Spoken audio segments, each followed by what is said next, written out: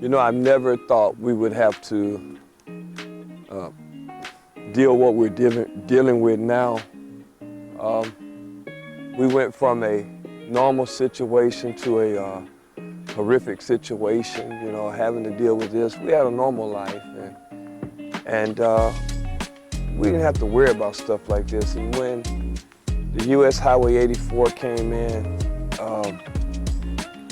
you know, it really hurt us here in Shiloh. And you can see, you know, how the water comes down and everything. This project right here really hurt the Shiloh community here.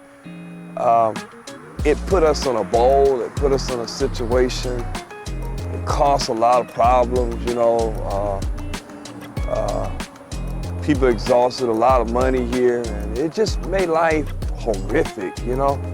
Never would have thought, you know, lost a lot of things. You know, I've lost a daughter, I've lost my father. You know, I've lost throughout years. You know, we've lost a lot of things, but I think, you know, with all that, you know, losing loved ones and losing a lot of things, but this right here, what we're in, you know, is horrific. I mean, we're in a situation where we're reminded every day, you know, of the situation. It ain't getting no better, you know, it's getting worse and worse, you know, and kids can't even come out here and play like they want to play, and you've got to be attentive to the kids, because, you know, if you're not attentive, they can run down here, jump in this little ditch right here with all this water, and especially the little ones think it's a little pool, you know, and they'll just jump in it, you know, chasing the ball. You know, you really gotta be on point, you know, living here. I mean, even the frogs, the snakes that comes out of these things come out of here, and you know, and all the water that's just flowing through here. You really gotta be on point, you know, and we've been through some stuff, you know, never thought that we would have to go through what we're going through, you know, 5.5 years having to deal with this stuff, and it constantly reminds you, you know, you gotta be on your toes. You're constantly getting frustrated, you know, all the added stress. You call people, you seek for help, and you know, and they turn a deaf ear on you, and you didn't create this problem. You know, and you're asking, you know, we need help. Can you come out here and fix what you put us in? And they just ignore us. You know, that's really heartbreaking, and dealing with the trauma and dealing with the frustration. It makes you mad, because here it is, you got to figure out a solution, you know, to the problem, and you got to try to solve the problem, and it's just rough, man. It puts a toe on you, you know, and nobody has to, you know, it's not right for a person to live like this, you know.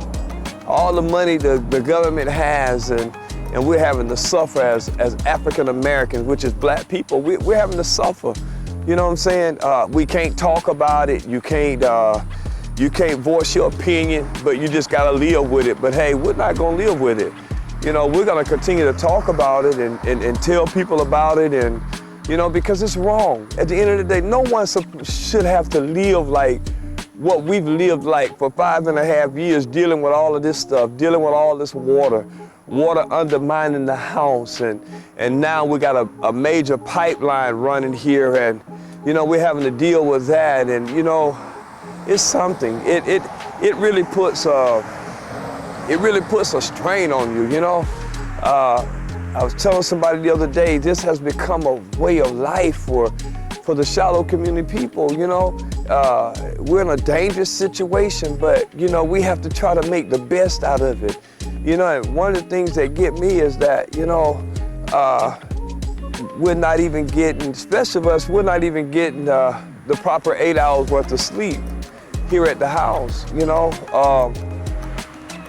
We're having to jump up at night, you know, probably getting 3 or 4 hours worth of sleep a night, and because, you know, the house is sinking and the water has undermined the foundation, and the gas line is right here.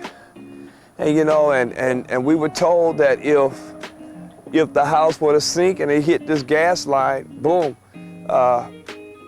it can blow up this community. And, you know, and that's one of the things, you know, that runs through our mind. We don't know if we're gonna wake up in the morning, or we don't know if the house is gonna sink, and we're having to deal with that have to deal with it mentally, physical, you know what I'm saying? And here it is, you're having to deal with, can you imagine dealing with that? You know, wondering, you know, is something gonna happen, you know what I'm saying? And yet and still you're crying out for help, you're asking for help us. Because you can see the house, you know, the foundation is disturbed. The water has disturbed the foundation, and you can tell, you know, right here, the house is cracking, it's cracking, and you know, and we need help. You know, we've been saying, you know, we need help.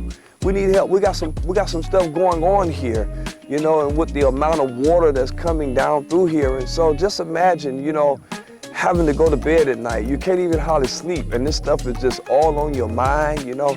You're just wondering, all I want is the situation to be fixed and for us to be made whole.